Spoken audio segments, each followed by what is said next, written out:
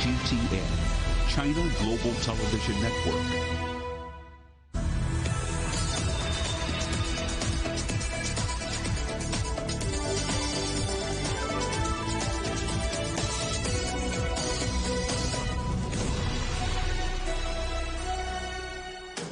Live from London, this is Global Business. Hello, welcome to the programme. I'm Jamie Owen. And I'm Robin Dwyer. Our top stories. 6,500 students competing over the next 10 days. The World University Games gets underway in southwestern China's Chengdu city. Our other headlines: Typhoon Doksuri makes landfall in China, disrupting power lines and uprooting trees. The head of Niger's presidential guard appoints himself the new leader of the country, days after his soldiers removed the president from power. An unexpected boost for France and Spain in the second quarter, but the Eurozone's biggest economy remains stagnant. And China pick up their first points of the Women's World Cup, beating Haiti by 1-0. The World University Games are now underway in the Chinese city of Chengdu. President Xi Jinping attended the opening ceremony, which included performances showcasing the local Sichuan culture. 6,500 students will be competing in the multi-sport event over the next 10 days. CGTN correspondent Zheng Songwu reports from Chengdu. 我宣布，成都第31届世界大学生夏季运动会开幕。 The Chinese president has said that China always upholds the principles of simple, safe, and wonderful ways of holding sports events, and the FISU Games are a gathering of youth and friendship.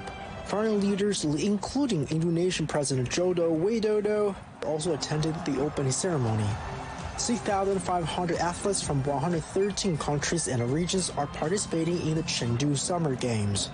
As Mr. Liang's elder, the acting president of FISU, said at the opening ceremony, athletes have shown great patience to endure the last few years and are finally ready to enjoy the games. I thank you all for your readiness to overcome all kinds of difficulties, but together we have created a games worth waiting for. But as we are looking to you, the next generation, we see great hope. One thing I know we can be certain of is your potential to create better days ahead. I have no doubt that we can build a better world with you as the future leaders. And I have no doubt that sport here can help.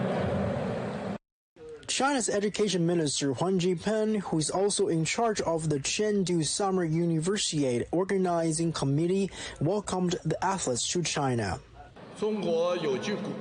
As an old Chinese saying goes, it's such a delight to have friends coming from afar.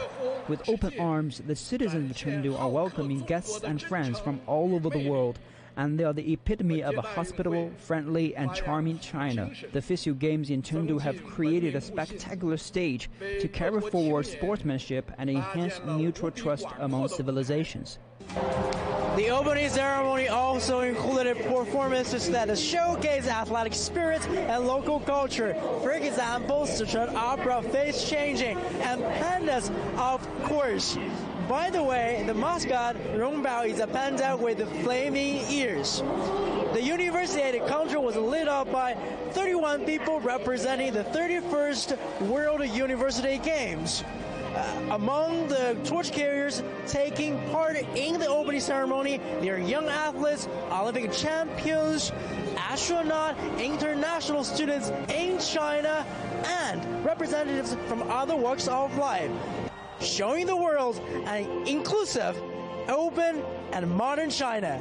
Xu Xinchen, CGTN, reporting from the opening ceremony of the 31st FISU World University Games in Chengdu.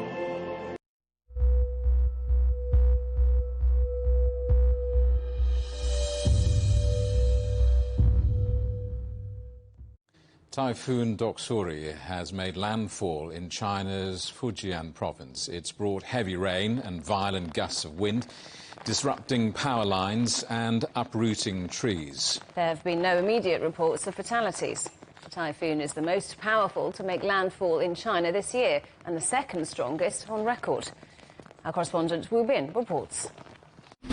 I'm currently standing in the city of Chengdu, where Typhoon Doksuri has made its landfall on Friday morning. It's the strongest typhoon to hit Fujian province in recent years. And as we can see over there, the typhoon is very disruptive. A lot of trees were overturned. But at the same time, we are amazed to see that how quickly the city has been brought back to normal as quickly as possible. This afternoon, we drove for about 3 hours from the city of Xiamen to the city of Chengdu because we all want to know what exactly is happening in the city. And along the way, we found that basically most of the major roads have been clear from the obstacles. For the city of Chengdu, 114 people are reported to be injured, but luckily no casualties. And the Fujian province also said that more than 700,000 people have been affected and over 120,000 people were urgently transferred. And the province also estimated an economic loss to the province of more than 520 million yuan. That's about 72.6 million US dollars. And also, weather forecasters predict that Typhoon Doksuri will travel inland and probably reach central part of China. So authorities also warn that those living in central and the east part of China should also watch Typhoon Doksuri very closely and pay attention to the possible landslide and heavy rainfalls it brings to those regions.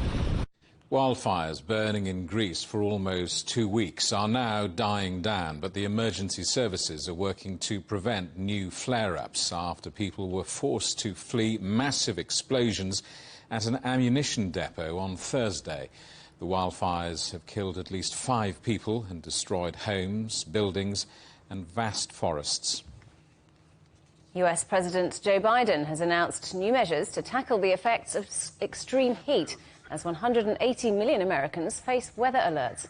The plans include increased funding for weather forecasting and expanded water storage facilities. $1 billion in grants will also be provided for towns and cities to plant trees.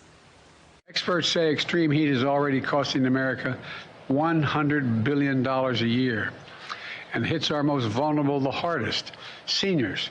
People experiencing homelessness who have nowhere to turn, disadvantaged communities that are the least able to recover from climate disasters.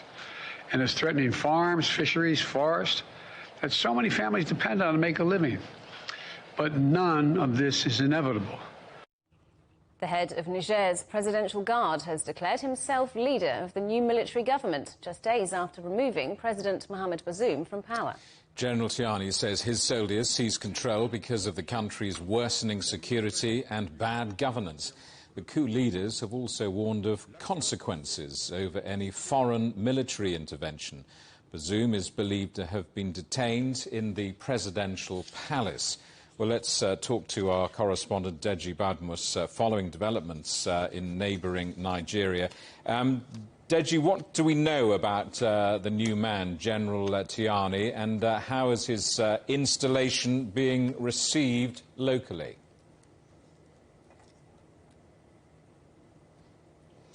Well, Jamie, General Tiani has been the head of the Presidential Guard since 2011. He was the head of the Presidential Guard when President Mamadou Issoufou was president. Of course, you know, Mamadou Issoufou handed over to President Bazoum. And after President Issoufou left in 2021, he continued. President Bazoum retained him as the head of the Presidential Guard until now that he decided to move against him. And that Presidential Guard is made up of about 2,000 men, and it's a special unit of the army, well-funded and well-resourced and better armed than the regular army. So he's taking over now. He's actually from the Tilaberi region of the country. That's the western region of the country. And it's in that region that the army gets the highest number of its recruitment. Not just the army now, the military gets the highest number of its recruitment. And let me just say that that region is a troubled region. So one of his first assignments, of course, will be to ensure that peace returns to that region. But other than that, he's not so very popular in the country, but he is well known within the military circles. And of course, he said the reason why he decided to act is because he wants to prevent the country from, using his words now, prevent the country from going into extinction, so to speak. He also said insecurity is a problem, but other than that, what we're hearing is that, look, the president was actually planning to remove him, and that's one of the reasons why he decided to act. But, of course, that has not been confirmed. He's 62 years old, so not a young man in any way. Now, reception, of course, for the coup has been mixed. Some are against it, others are for it. But there's no question at all that President Bazoum is a popular figure in the country and, of course, has support across the political divide. And that's the reason why we've seen almost all the political parties come out strongly to condemn this coup and demand a reversal. Realistically, how likely is it that this new government is going to hold on to power, given the widespread international condemnation for this coup?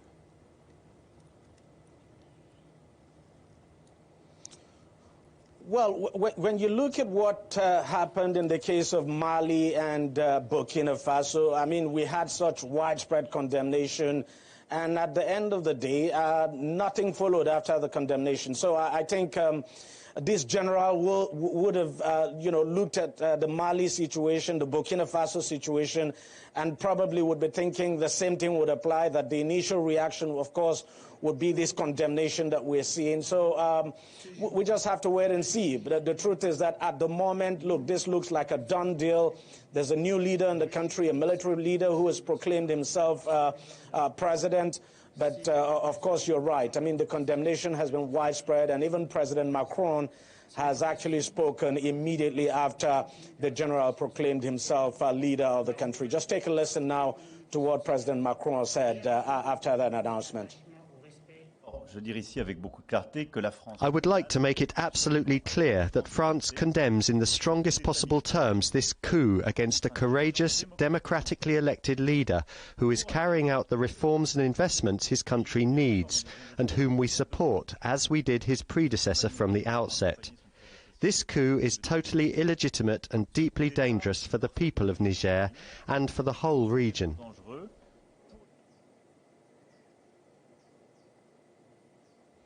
So, Jamie, everyone is now looking up to ECOWAS as the Economic Community of West African States. The body has said it would not tolerate this coup. Of course, sanctions are being considered. ECOWAS, we understand the leadership of the body will be meeting on Sunday, and after that meeting, we would know what it has decided to do. But there's no question at all that we might see some tough sanctions now imposed on the current leadership of Niger. Deji, keep us posted. Thanks for that. Our correspondent Deji Badmus in Nigeria. You're watching CGTN. Still ahead. London's pollution charge gets the green light. Now it will cover a much bigger area than ever before.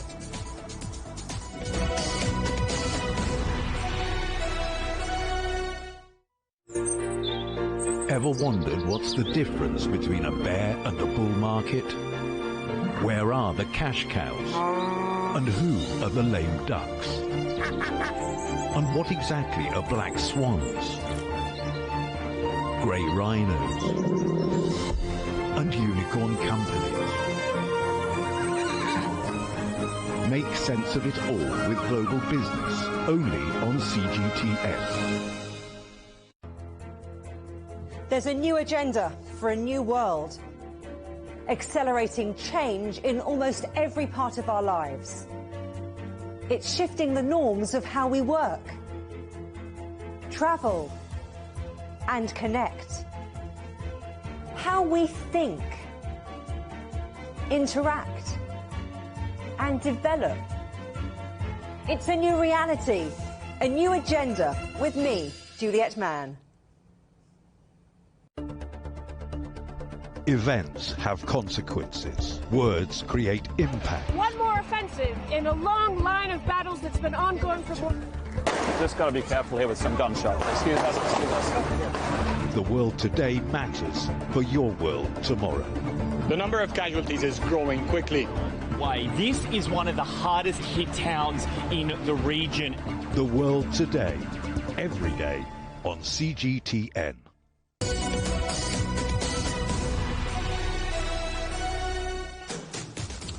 Hello, welcome back to Global Business Europe. The French and Spanish economies showed unexpected resilience in the second quarter, but stagnation in Germany suggests weakness ahead for the Eurozone. France and Spain grew at a sustained pace on the back of stronger exports and tourism, while Germany, the Eurozone's biggest country, flatlined.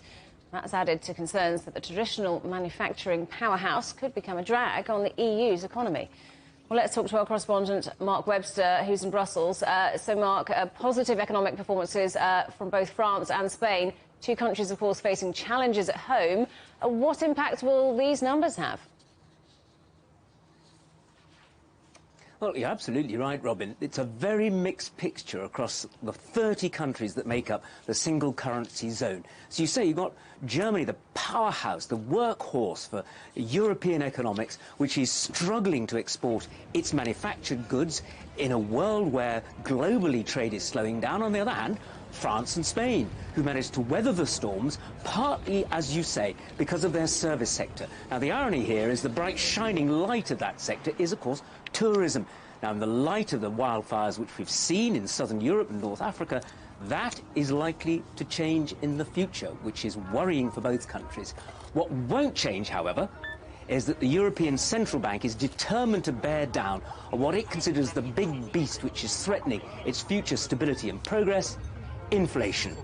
When it announced its 9th successive rise in interest rates, the ECB made it absolutely plain that inflation was its #1 focus, and it won't be delayed or diffused in terms of pursuing that. Now, Christine Lagarde, the president of the bank, said some progress had been made. You know, it's only a few months ago that inflation was over 10% because of the price shocks from conflict in Ukraine and the rise in energy and grain prices. Well, now it's got it down to 5.5%. But the whole message from the ECB is that is not good enough. We have to get inflation down to 2%, which is our target range, and that will mean that interest rates are going to have to stay higher for longer. That's bound to cause pain. The point about putting interest rates is you're trying to dissuade people from borrowing money. Already consumers are spending less. Now they'll be less reluctant to dig into their pockets, meaning the chances of a decent economic recovery are even less likely. So some positive news from France and Spain, perhaps offset by stagnation in Germany. What's the outlook for the EU overall? Well, again, Madame Lagarde was very uncompromising about this. She said it is a very troubled outlook. There are some really black clouds on the horizon, and it's particularly, again, coming back to inflation. She said, interestingly, the thing had shifted from the external shocks which were feeding inflation in Europe. It's now internal dynamic which is doing it. European workers, having faced this big shock to their prices with enormous increases in the cost of what they buy, have got bigger wage increases. Now, that can have a really inflationary effect. Plus, companies are increasing their profit margins.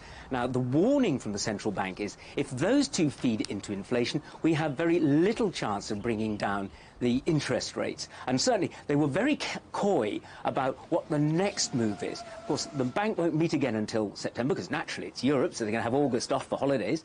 But when they do get back together again in September, the question is whether there's another rise in interest rates, which would take them to 4%, or whether they leave them on hold. The one thing that the president of the bank said was absolutely not on option was a cut in interest rates.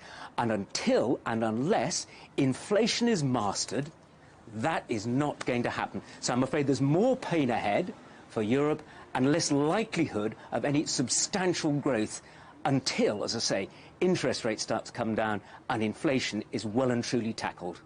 Mark, thank you very much. Our correspondent Mark Webster in Brussels. Japan's central bank has surprised global financial markets by announcing greater flexibility in its monetary policy. The Bank of Japan loosened its bond yield control policy, which saw the central bank buy and sell bonds to maintain a targeted interest rate. Instead, it will allow rates to move more freely, in line with increasing inflation and economic growth. The central bank governor said it was a preemptive move against the risk of too high inflation. The BOJ is forecasting inflation to exceed the government target of 2%, something that will hit consumers.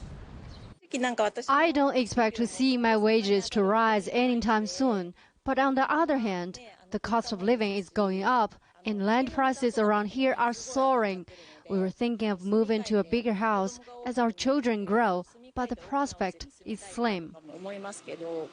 In order to raise wages, I think prices must rise to some extent to achieve a virtuous economic circle. But I think the biggest problem is that the Bank of Japan's policies have failed for the last 10 years, having no interest rates all these years.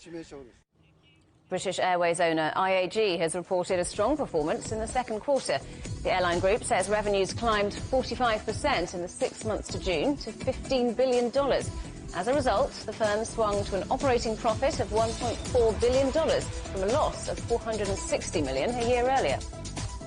Air France KLM nearly doubled its year-on-year profit to $666 million in the second quarter, beating the analysts' forecasts.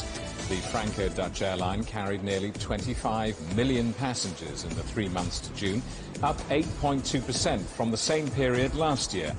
Despite falling fuel prices, the carrier warned that overall costs will increase this year due to inflation. UK bank NatWest has reported a big jump in first-half profits to $4.6 billion.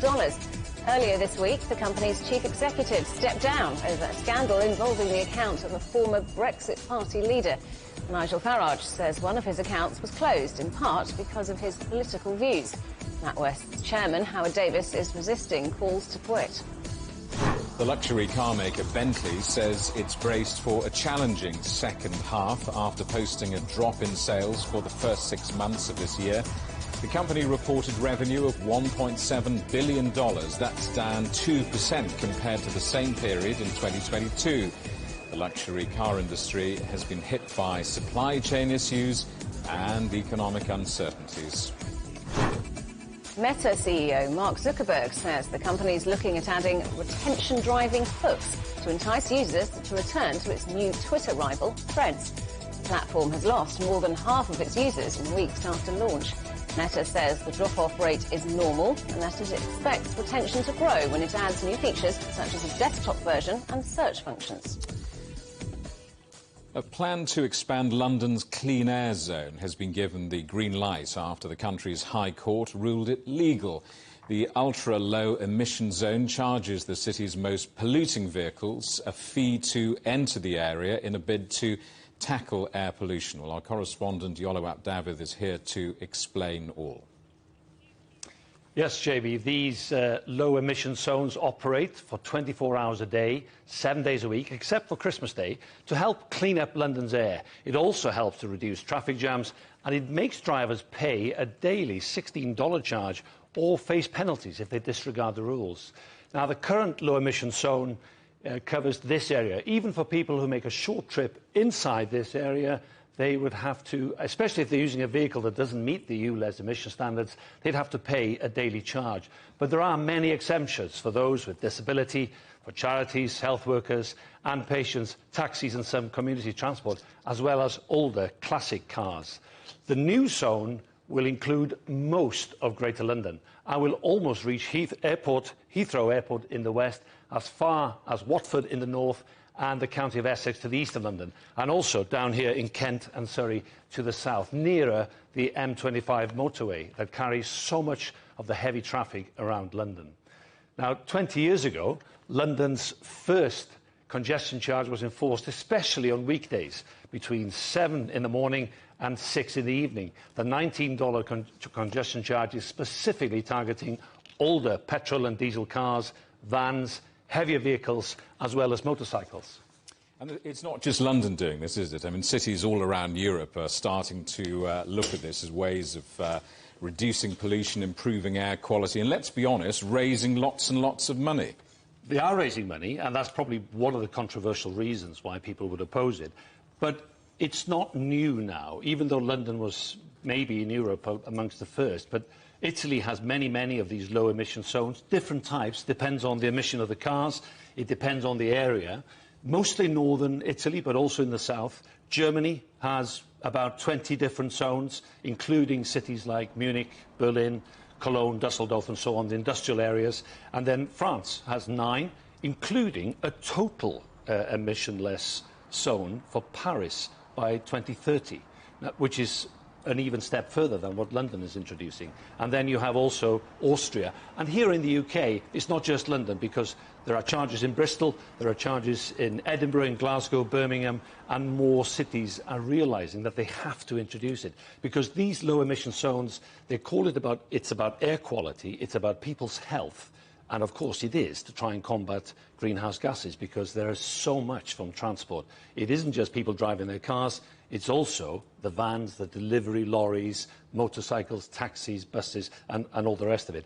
And this expansion from 2021, according to the London Mayor's Office, has been accepted, even though there are people who are disgruntled. But it's accepted in that area of London. This, for Greater London, will be quite a different proposition. So the expansion of this zone might have been accepted. Not everyone is happy with that, though, are they? What are the arguments for and against? Clean air campaigners like it. They think that by emphasising the health benefits, and have a listen to this. This is what, again, the London Mayor's Office, from their research, this is what they would quote, that 50% reduction in nitrogen dioxide, the worst pollutant from cars. Then they say that, you know, it's a 5 times faster reduction of pollution in London between 2016 and 2020 than had they not done it. And they also claim, and this is an estimate, between now and 2050, that it would mean 1 million reduction in hospital admissions.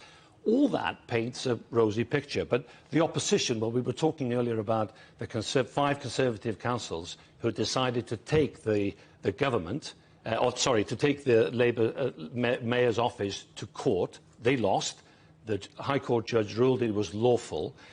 So the controversy now is about the cost of the charge.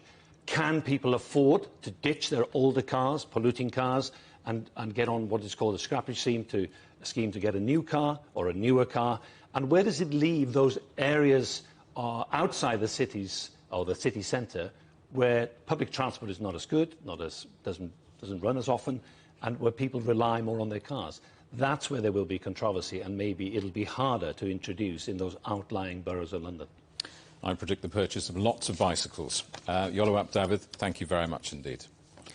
You can get highlights from the week's news in Europe and China direct to your inbox from CGTN's Storyboard email newsletter. Sign up at europe.cgtn.com/newsletter. You're watching CGTN. Still ahead. New charges levelled against Donald Trump, with claims that the former US president asked an aide to delete security camera footage.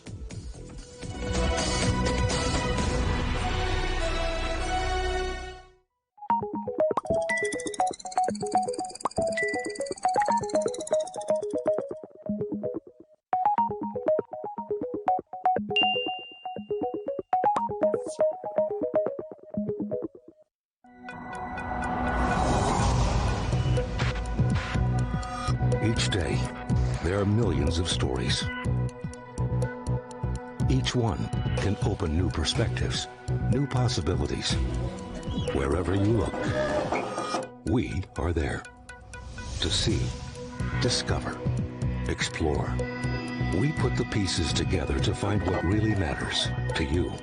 All around the world, all around the clock. Our reporters are at home across the globe. From our headquarters in Beijing and production centers in Washington, Nairobi, and London, China Global Television Network. Stories from across the globe, reaching people across the globe. CGTN. See the difference. What do we mean when we talk about the difference? Brazen axe. The difference is in the detail, the background, Defense ministers from the wider angle and perspective of every story. Wherever the story may be. CGTN. See the difference.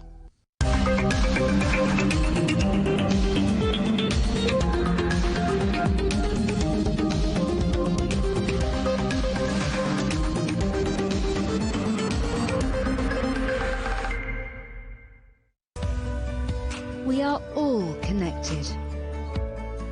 Across borders, across continents, connected by ideas, a shared humanity.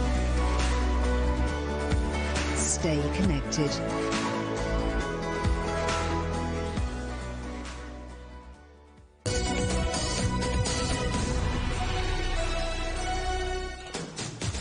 Hello, welcome back to Global Business Europe with Jamie Owen and Robin Dwyer. Our top stories. 6,500 students competing over the next 10 days. The World University Games gets underway in southwestern China's Chengdu city. Typhoon Doksuri makes landfall in China, disrupting power lines and uprooting trees. And the head of Niger's presidential guard appoints himself the new leader of the country, days after his soldiers removed the president from power. Well, let's explore that story further with our distinguished guest, Aboy Lual Deng, a Sahel regional analyst, who has very kindly taken a break from her holiday to talk to us. Welcome to the programme. Thanks for your time. So the head of Niger's presidential guard, General Chiani, named the new leader. In your view, what's next for Niger in its immediate future? Are we now going to see a period of calm? I think that's it's very uncertain. I mean, everything surrounding this coup d'etat has been quite uncertain. Whether we'll see a period of calm or not, it's unsure. I certainly do think when one looks at the communique that they produced, it is quite interesting. I was very bemused to see a coup d'etat with leaders that were making sure to ensure that they did not want to harm the physical integrity of the president, Mohamed Bazoum. So to me, I have the impression that the coup d'etat leaders, including the head of the presidential guard, that they are also somewhat in a bargaining stage and most likely trying to talk to different stakeholders to try to find some credibility.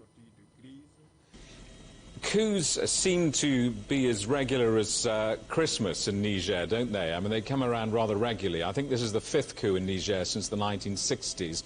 I mean, why? I mean, what are the fundamental factors that contribute to this political instability and the regularity of this kind of thing?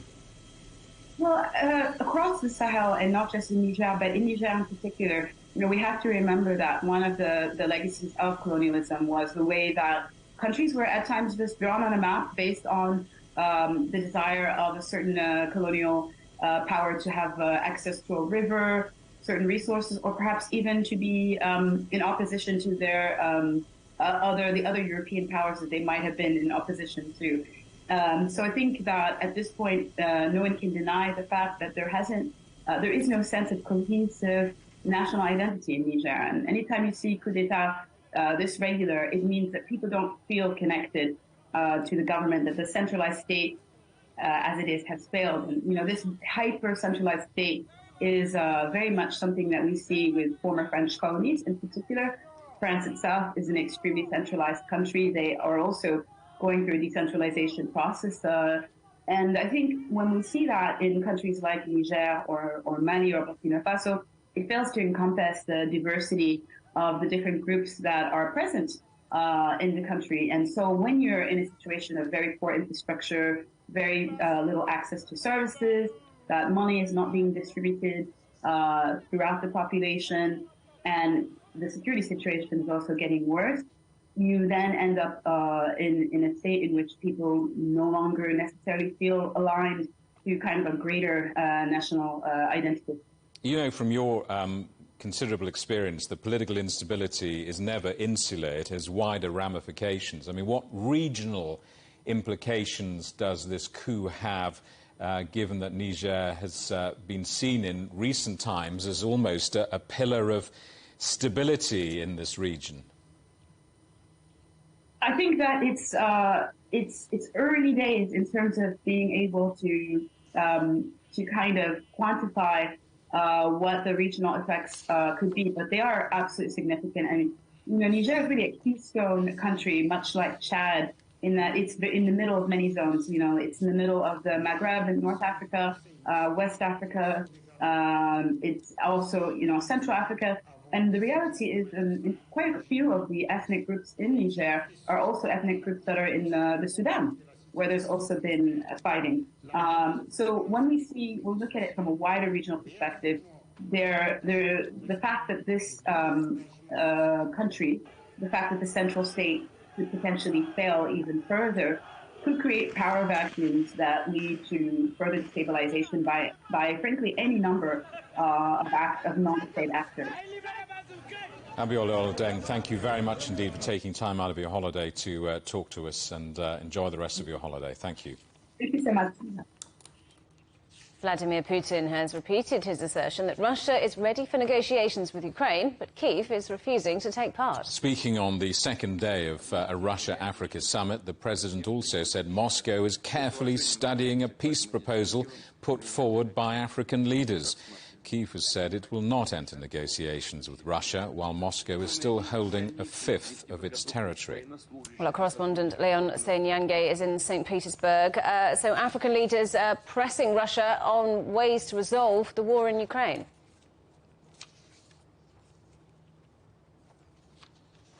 Well, certainly they've probably done their best, but what we gather now is that the final declaration from this summit does not include the provisions pertaining the situation in Ukraine. That perhaps goes to say that whatever may have been discussed is still very much a long way from achieving or even still influencing Russia to come to a peaceful agreement to end the conflict in Ukraine. And, well, while the effort itself may have been commendable from the African leaders, it is something they desperately needed, because the Russia-Ukraine conflict has had adverse effects on the continent: shortage of food, escalation of energy, fuel because of the importation sanctions. But ultimately, it's still probably a long shot to seeing a final conclusion to this conflict. So Russia keen to expand its political and business ties with African countries. What's Putin offered them at this summit?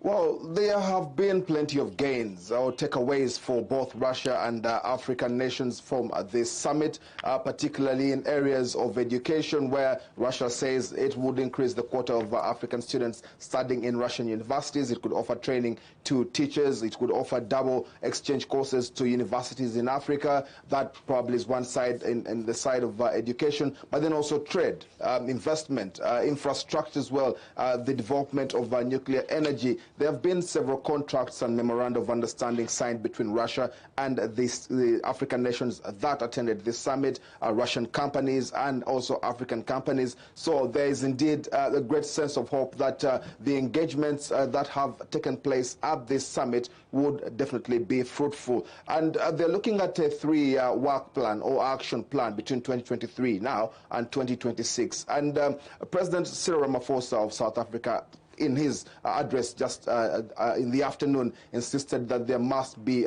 funding for this kind of action plans, but also accountability for the outcomes that could create very much a big change for African nations. Leon, thank you very much. Our correspondent Leon Senyange in St. Petersburg. Former United States President Donald Trump is facing new charges related to his alleged mishandling of classified files. Trump's accused of pressuring an employee to delete security camera footage at his Florida home. He denies any wrongdoing and has called the prosecutor deranged. Donald Trump is fighting a number of legal cases, but says he will not end his 2024 presidential campaign, even if he's convicted or sentenced. Well, let's talk to our correspondent, Karina Mitchell, who's watching events for us in New York. Karina, just outline these new charges for us. Yeah, well, they really are stunning new criminal charges tied to these allegations of mishandling of classified documents. So the special counsel in this case, Jack Smith, has issued 3 new charges. That's in addition to the 37 charges in the indictment against Trump and a close aide. Those new charges are 1 count of willful retention of national defense information, as well as 2 of obstruction tied to surveillance footage. Now, Smith is claiming that former President Trump required that video surveillance be deleted at his Mar-a-Lago estate. And he wanted to do that even though that video was subpoenaed in the attempt to keep it out of the hands of the grand jury.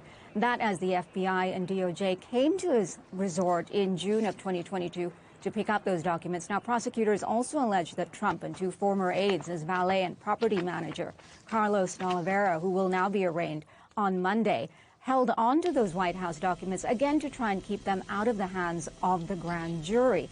Now, prosecutors say that surveillance video is crucial because it would show that the valet was actually handling classified documents or handling documents in boxes in that storage facility at Mar-a-Lago just a day before the FBI was on the scene to visit. Now, these are serious allegations, but they are just that, allegations.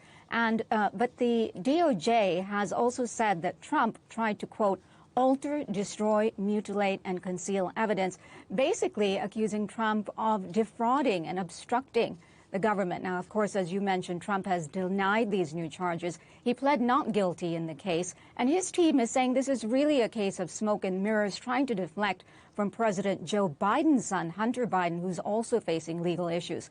Now, this mishandling of documentation was set to go to trial in May, but with this new evidence coming out and new charges, that could push the trial date back from May further into the election season, something Democrats would be very happy about. But let's remember, it's not the only criminal charges that he's facing. He was also indicted on that Stormy Daniels hush money case, and he's set to face trial there in March. Also, more looming indictments possible tied to his defeat in the 2020 election and insurrection at the Capitol, and then in connection with Georgia voting in 2020. So a lot going on with him, but he's trying to focus on campaigning. Karina, thank you for that. Our correspondent, Karina Mitchell, in New York. Ukraine says its forces have recaptured a strategic village in the Russian-occupied southeast Donetsk region. It's the first major gain in days as Kyiv continues its counter-offensive. Russian President Vladimir Putin acknowledged Ukrainian attacks in recent days, but says every Ukrainian assault has been countered. The Philippines is launching an investigation into an overloaded passenger boat that capsized in a lake near Manila on Thursday, killing at least 26 people. The Coast Guard is still searching for passengers who may be missing after 40 people were rescued. It's unclear how many were on board. Strong winds are believed to have sunk the boat as the country battled Typhoon Doksuri. China's video gaming industry, the largest in the world, has shown signs of recovery in the first half of this year, 2 years after tough regulatory measures were imposed on the sector. By the end of June, the number of gamers in China had reached a record number of nearly 670 million, meaning that half the population are gamers. China's regulator approved 89 new licenses for domestic games in June, the highest number of monthly approvals in 6 months. Revenue from China's gaming market reached nearly $40 billion last year, thanks to some of the country's major gaming companies like Tencent, NetEase and Perfect World. And globally, gaming is the highest grossing sector in the entertainment industry, with revenue of nearly $160 billion in 2020. And it's making more money than the music and movie industries combined. Well, let's talk now to Alexander Champlin, who's esports senior analyst at Nico Partners, specialising in market trends and insights for Asia. Welcome to the programme, Alexander. So tell us, why are we seeing so many new gamers in China? Yeah, thanks for having us, Robin. You know, a couple of factors here.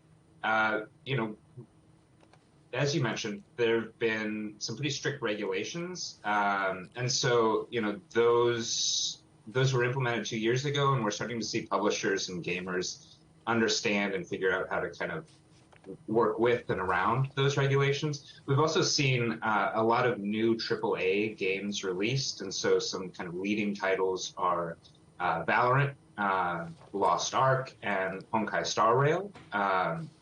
And so these big titles from publishers like Tencent, MiHoYo, and NetEase are really kind of driving engagement and excitement around games.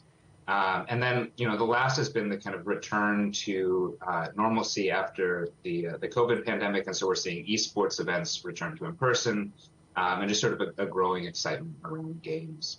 So you mentioned some new releases in the gaming world. What kind of games are people playing? And has there been an evolution in the kind of things that are popular? Yeah, absolutely. So, the three titles that we're sort of seeing as, as particularly important, the one that's perhaps most topical right now is Tencent and Riot Games' Valorant, which was released at the start of this month. It was the second most streamed game at the date of its release, and so that's just a new game hits the market, and gamers are excited to try it out and kind of engage with the community around it. The other title that's been really big is MiHoYo's Honkai Star Rail, which is a part of the Miho-verse, and so it's more of an MMO kind of collaborative or multiplayer online game with a huge kind of world that players can engage with, and it's part of a series of games that MiHoYo has produced, and so these big AAA titles are really kind of driving engagement around gaming in China. So we're seeing a boost in the number of gamers within China, but we're also seeing more Chinese companies operating in overseas markets, aren't we? Is that something that's likely to continue? Yeah, absolutely.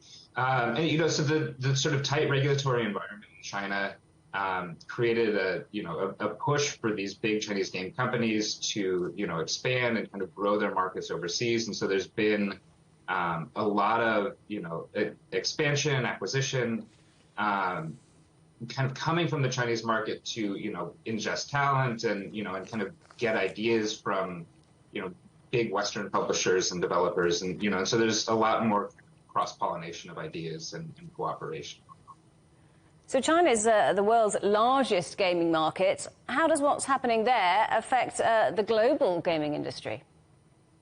Yeah, absolutely. So China's huge, and just to kind of put this in context for you, it accounts for about 31% of global mobile games revenue and 33, almost 34% of global PC games revenue. And so this is just a huge piece of the pie. And, it means that when game approvals are on, and we've seen, a huge slate of new game approvals this year. So we've kind of returned to like a regular cadence. There was a sort of a licensing approval freeze the last year, particularly on import games. So these are games created by international developers that would then be distributed in China.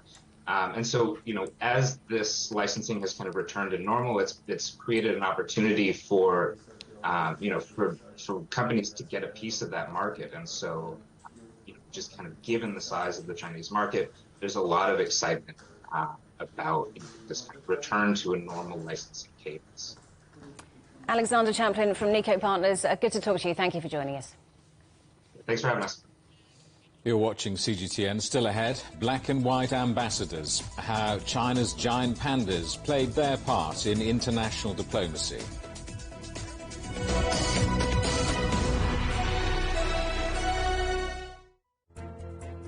There's a new agenda for a new world, accelerating change in almost every part of our lives. It's shifting the norms of how we work, travel, and connect. How we think, interact, and develop. It's a new reality, a new agenda with me, Juliet Mann. Ever wondered what's the difference between a bear and a bull market? Where are the cash cows? And who are the lame ducks? And what exactly are black swans? Grey rhinos? And unicorn companies? Make sense of it all with Global Business, only on CGTN. This week on Radio. You can hear the bells over the hill there. That's a herd of cows on their way home, protected by guardian dogs. I'm working with dogs to protect, to conserve wolves. But for me, dogs are more important because I deal with them every day.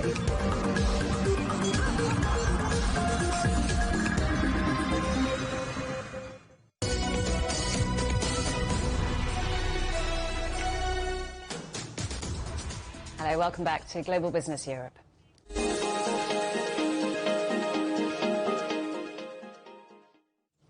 Football and China have picked up their first points and first win of the tournament at the Women's World Cup.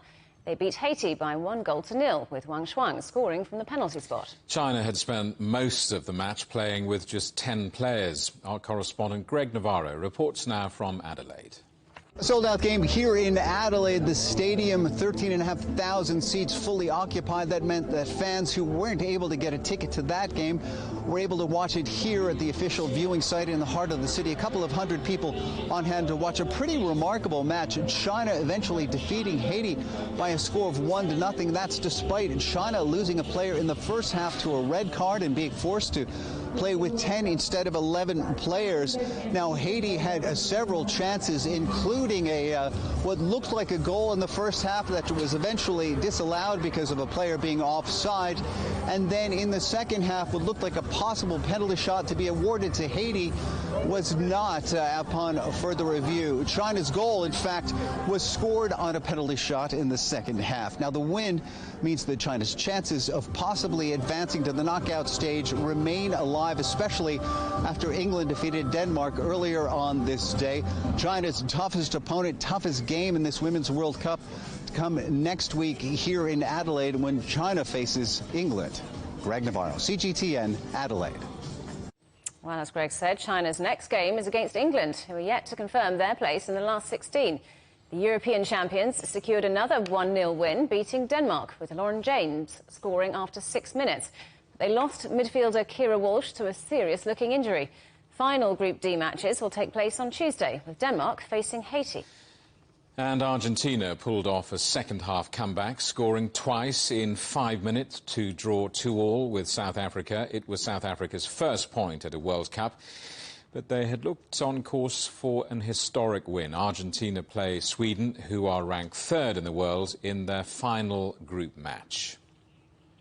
And the UK and Ireland look set to win the race to host the men's Euro 2028 football tournament. The bid is up against Turkey, who also submitted a bid for the 2032 competition. But Turkey has now announced a joint submission with Italy for the year 2032, meaning that Britain and Ireland will now likely be unopposed. European football governing body UEFA should confirm the hosts in October. Now, diplomacy in black and white. The giant panda is China's most iconic animal, and many of them have been loaned to countries around the world. As some of the animals return home this year, our correspondent Chen Yuan looks back at the decades of duty for Beijing's four-legged ambassadors. This is Yuan Meng, the first giant panda born in France in 2017. On July 25th, he began his journey back to China, surrounded by locals wishing to say goodbye, including the French First Lady.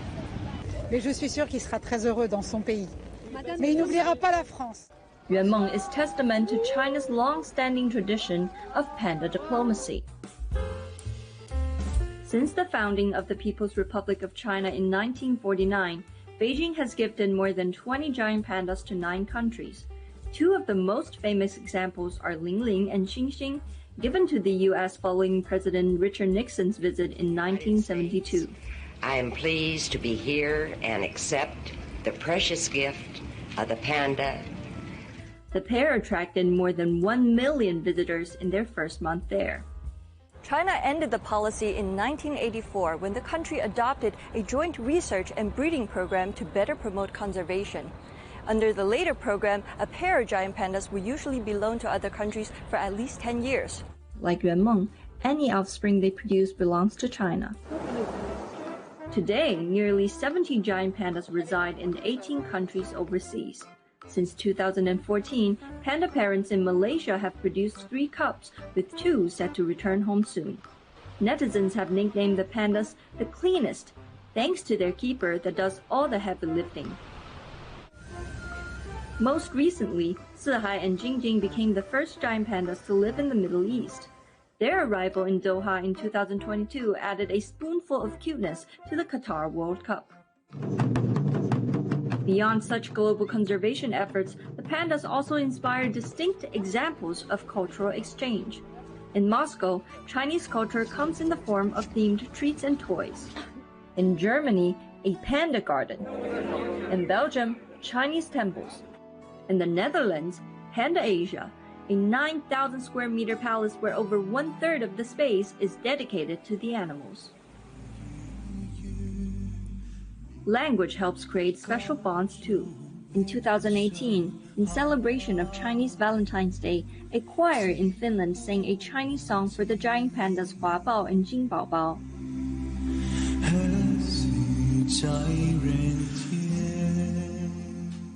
In South Korea's Everland Zoo, the keeper of Korean-born panda Fu Bao has nicknamed Grandpa Kang. To prepare Fu Bao for her life in China, Grandpa Kang has even gone as far as learning Chinese. fu bao 它一点大便量大概20公斤左右，最大，很多次，所以快快长大。 As a symbol of China, the animals continue to promote conservation efforts, bridge cultures, and foster friendships around the globe. Chen Yuan, CGTN, Beijing. Europe.cgtn.com has all the week's top stories from China. Here's a quick take of some of them. The first giant panda born in France has arrived in Chengdu to join a conservation programme. 4-year-old Yuanmeng was waved off by French First Lady Brigitte Macron. 6-time NBA All-Star Jimmy Butler has been touring China and visited the village which became a global sensation for its basketball tournament. An astronaut training site has been giving people the chance to don spacesuits and experience what it would be like to live on Mars. The gigantic telescope, the China Sky Eye, has now found more than 800 new pulsars since its launch in 2016. China's box office set a record for the highest grossing July month ever, surpassing $1 billion. And a beautiful sea of clouds appeared on top of the mountains in Chongqing. The spectacle happened after days of continuous rainfall. All that and more at cgtn.com. The headlines again. 6,500 students competing over the next 10 days. The World University Games gets underway in southwestern China's Chengdu city. Typhoon Doksuri makes landfall in China, disrupting power lines and uprooting trees. And the head of Niger's presidential guard appoints himself the new leader of the country days after his soldiers removed the president from power. And that's it for Global Business Europe. Thanks for watching. More on all of our stories at europe.cgtn.com, and do follow CGTN Europe on Twitter, Facebook and Instagram. And you can go to CGTN Europe's channel on the Telegram app or scan the QR code on the screen to get stories and updates sent direct to your phone. Coming up next on CGTN, it's Africa Live. We'll see you tomorrow, same time, same place. From all of the team in London, it's goodbye. Goodbye.